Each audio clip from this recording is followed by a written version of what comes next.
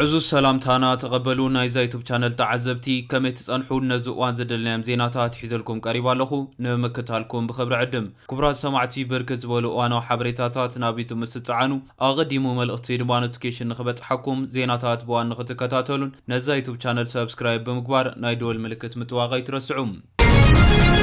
بريزيدنت أمريكا دونالد جي ترامب قبل على إيران كوينات كخفتها بالزبل كم تزتان حني ومسرت بمقبر سراويتهم نخناتي دالو كم زلو تملاخيتلهم كوينات كخفتها كم تزبلوا كوينات كولعو يخليهم تباهيلو دما حالة سقات تفتير يركبالهم أبو زبا مأخلاي مبرق براراتات كم زتقارتون تملاخيتلهم بفلا قبل على سمايات إيران براراتات ملو بملو تقاريتو كم زلو يتحابير زلهم وايت هاوس بيتو زتسميع بومبازز نبانا فرتوقع قبل على سمايات إيران برارات زرس لون زرقي يركبالهم بتخالي وغان كوينات كخفتني بزبل اب كبي سغات تركب ايران اب زخونه يخون وان كوينات كولع كم زخلن زولع كوينات بزلعله خنتات نمكل خال تراي زي كونس امريكان اسرائيل زي تصبيو كبيد متقعت نمراد تداليا كم زلايا ناغلص تركب زلام امغو امريكان اسلاماوي ريبابليك ايران دبلوماسياوي دردر اب زقصلو زلوان ممحدار ترامب قبل على ايران حادث سوريا وتهدراو متقعت نمكياد يشباشب كم زلايو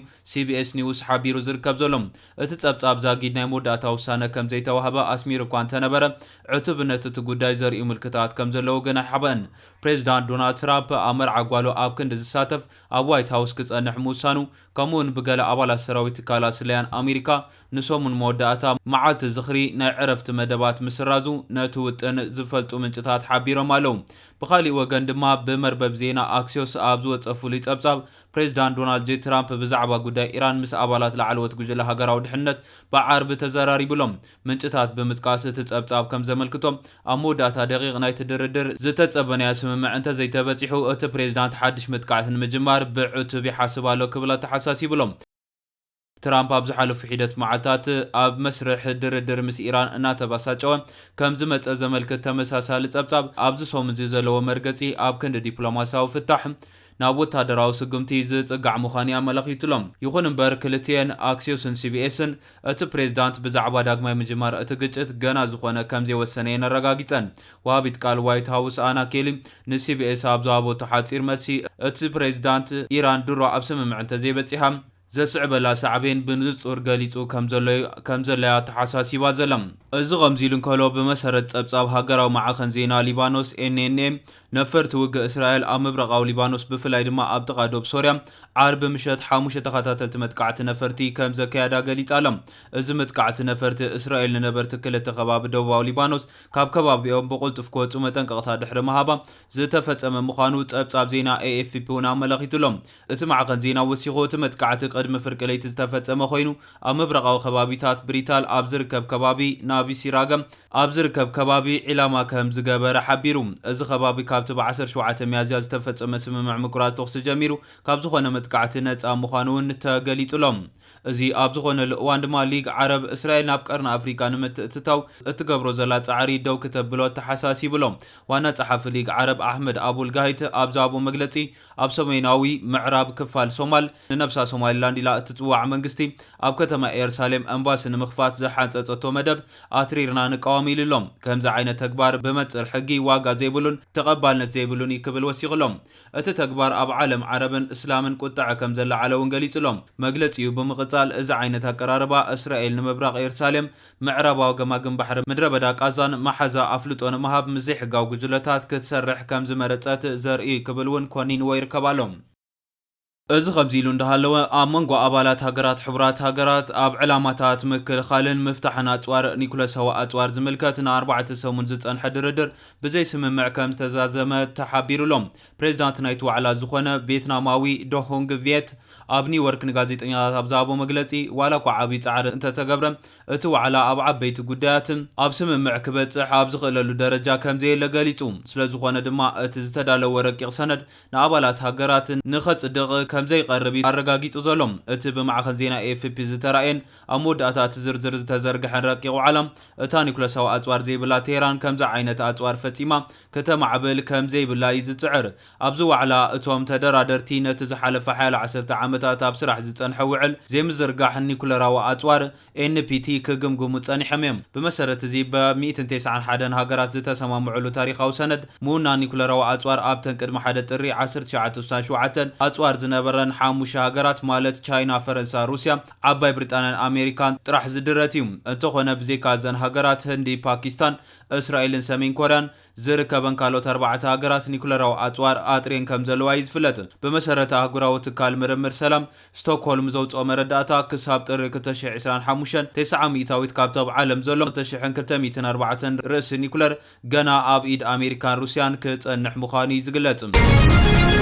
ናብ ተኻሊ ዜና ምስ ንሰግር ውድባት ሱዳን ኣብ ናይሮቢ ኩናት ንምቁራጽ ዝርርብ ጀሚሮም ዝተፈላለዩ ፖለቲካዊ ውድባት ሱዳን ሲቪካዊ ማሕበራት ዕጡቃት ጉጅለታትን ዝቆመ ሰፊሕ ጥምረት ኣብ ርእሰ ከተማ ኬንያ ናይሮቢ ኣብ ሱዳን ዝካየድ ዘሎ ኩናት ሕድሕድ ከብቅዕን ኣብታ ሃገር ሰላም ንምርጋዕ ንምምላስ ዝርርብ ጀሚሩ ኣብዚ ጥንካረታት መትከላዊ ስምምዕ ሱዳን ሓዳስ ሃገር ንምህናጽ ብዝብል ቴማ ዝተዳለወ ዋዕላ መራሕቲ ፖለቲካዊ ውድባት መራሕቲ ዕጡቃት ምንቅስቃሳት ወከልቲ ሲቪላዊ ማሕበራትን ፍሉጣት ሃገራውያን ሰባትን ተረኺቦም ኣለዉ ኣብ መኽፈቲ ስነ ስርዓት እቲ ዋዕላ ካብ ዝተዛረቡ ቀደማ ሚኒስተር ሱዳን ነበር ኣቦ መንበር ጥምረት ሱመድን ዓብደላ ሐምዶክ መራሒ ምንቅስቃስ ሓርነት ሱዳን ዓብደልዋሂድ መሐመድ አልኑርን ኣቦ መንበር ዓረብ ሶሻሊስት ኣዝ ፓርቲ መበቆላዊ ኣቦ መንበር ዓሊ ኣራያ ኣሳልሁሪን ይርከቦም ብመሰረት ሱዳን ትሪቡን ኣብ ናይሮቢ ዝካየድ ዘሎ ዘተ ብቐንዱ ኣውል ፖለቲካዊ ቅልውላው ሱዳን ዘድሃበ ምዃኑ ተገሊጹሎም እቲ ጥምረት ኣቐዲሙ ንቅልውላው ሱዳን ወታደራዊ መፍትሒ የለን ኢሉ ከም ዝነበረ ዝዝከር እዩ ስሩዕ ሰራዊት ሱዳን ሓይልታት ቁልጡፍ ደገፍ RSFን ንኻልኦት መሓዙ ዕጡቃት ጉጅለታት ኣብ 2025 ብስምምዕ ዝቐረበ ፖለቲካዊ ፍኖተ ካርታ ንምቕባል ሓያለ ጸቕጢ ክግበር እውን ጸዊዑ እዩ ኣብ ናይሮቢ ዝተኻየደ መድረኽ ተሳተፍቲ እቲ ኩናት ብቀዋምነት ንምብጻሕን ድሌት ህዝቢ ሱዳን ሰላምን ዲሞክራሲን ጸጥታን ምዕዋት ኩሎ መድያዊ ፖለቲካዊ ስምምዕ ክብጻሕ ከም ዘለዎ እውን ኣመላኺቱሎም ኣብዚ ጉባኤ ካብ ተሳተፉ ካልኦት ፍሉጣት ፖለቲካዊ መራሕቲ ኣቦ መንበር ሰልፊ ኮንግረስ ሱዳን ዑመር አልዲግር ዋና ጸሓፊ ሰልፊ ሃገራዊ ኡማ አልዋቂት አልባሪር መራሒ ሰውራዊ ምንቅስቃስ ሓርነት ህዝቢ ሱዳን ሰሜን ወሓዚ ያሲር አርማን ኣቦ መንበር ፈጻሚ ቤት ጽሕፈት ባይቶ ፌደራል ባበር ፋይሳል ሰልፊ በዓል ሃገራዊ ኣቦ መንበር ከማል ይርከቦም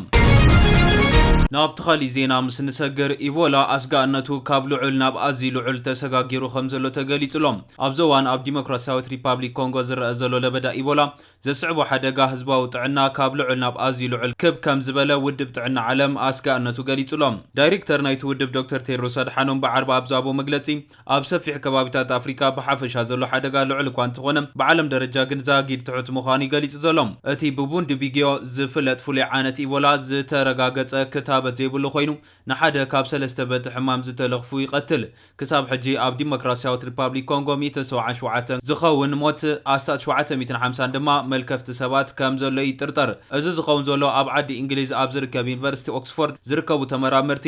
ኣብ ውሽጢ 2 ወይ 3 ዋርሕ ንክሊኒካዊ ፈተነ ድልው ክኸውን ዝኽእል ሓድሽ ክታበት ኣብ ምምዕባል ኣብ ዘለውሉ እዩ በተመሳሳሊ ንኽታበት ኣስትራዘኔካ ኮቪድ ዘማዕበለሉ ቴክኖሎጂ መሰረት ብምግባር ውጽኢታውነቱ ንምርግጋጽ ውሕስነት ስለዘየለ ምርመራ ኣብ እንስሳታት ፈተነ ኣብ ሰባት ዝሓትት ምዃኑ ይፍለጥ ማዕኸናት ዜና ኣብ ኦክስፎርድ ድሮ ምርመራ እንስሳታት ይካየድ ከም ዘሎ ሓበሬታ ረኺበን ኣለዋ ኢንስቲትዩት ሴረም ህንዲ ኦክስፎርድን ሕክምናዊ ደረጃ ዘለዎ መድሓኒት ምስ ረጋገጸ ክታበት ኢቦላ ብጅምላ ንምፍራይ ተሰሪዑ ከም ዘለውን ተሓቢሩሎም ካልእ ፍሉይ ክታበት ቡንዲ ቢግዮ እውን ኣብ ምምዕባል ዝርከብ ኮይኑ ዘድሊ መጠን ዶዝ ንፈተነ ድሉ ንምግባር ግን ካብ 6 ክሳብ 9 ዋርሕ ክወስድ ከም ዝኽእል ይዝግመት ኣማኻሪ ምርምር ምዕባለ ውድብ ጥዕና ዓለም ዶክተር ባሲ ሙርቲ ነቲ ዝዳሎ ዘሎ ክታበት ኣብ መጀመርታ ናይዚ ሰሙን እቲ ዝያዳ ተስፋ ዘለዎ ምዃኑ ገሊጹ ነይሩ ዶክተር ሳቪ እዚ ክታበት ማዕረቲ ድሮነቶም ፍሉጣት ዛይር ተባሂሎም ዝተፈላለዩ ዓይነት ኢቦላ ዘገልግል ክታበት ኤርቫቦ ክኸውን ከም ዝኽእል ኣረጋጊጹ ዶክተር ቴድሮስ ኣብቲ ብዓርቢ ኣብ ጄኔቫ ዝሃቦ ጋዜጣዊ መግለጺ ንደረጃታት ስጋኣት ከረድእ እንከሎም ገምጋም ንሓደጋ ብደረጃ ሃገር ኣዝዩ ልዑል ብደረጃ ዘባ ልዑል ብደረጃ ዓለም ድማ ናብ ትሑት ደረጃ ምዃና ነጺሩ ቴድሮስ ወሲኾ ኣብታ 2 ሰባት ብዓይኒ ቡንዲ ቢግዮ ምልካፍን ሓደ ሙማቱን ዝተረጋገጸላ ዩጋንዳ ርጉእ ከም ዘሎን ክልቲኦም መልከፍቲ ካብ ጎረቤት ሃገር ኮንጎ ዝተጓዓዙ ሰባት ከም ዝኾኑን ወሲኹሎም ኢቦላ ሳሕቲ ዝረአ ግንካ ብቫይረስ ዝመጽእ ቀታሊ ሕማም ኮይኑ እዚ ሕጂ ዝረአ ዘሎ ዓይነት ቡንዱቢግዮ ካብ ካልኦት ዓይነታት ኢቦላ ዝወሓደ ቀታሊ እኳ እንተኾነ ሳሕቲ ዝቕልቀል ምዃኑ ድማ ንምምካቱ ዝሕግዝ መሳርሒታት ውሕድ ስለ ዝኸውን ወይ ድልው ስለ ዘይጸንሕ ሓደጉ ዓብይ ክኸውን ከም ዝኽእል ይግመት ውድብ ጥዕና ዓለም ብሰንበት ህጹጽ ኩነታት ዓለም ለኻዊ ስክፍታት ጥዕና ህዝቢ ኣውጅ እኳ እንተነበረ ብደረጃ ለበዳ ከም ዘይኮነ እውን ገሊጹ እዩ እምበር ገዝ ክቡራት ተዓዘብቲ ነዚ እዋን ዝድልናይ ሓበሬታ ዝመስል ነይሩ ብኻሊእ ዜና እስካዕ ንረኸብ ሰላም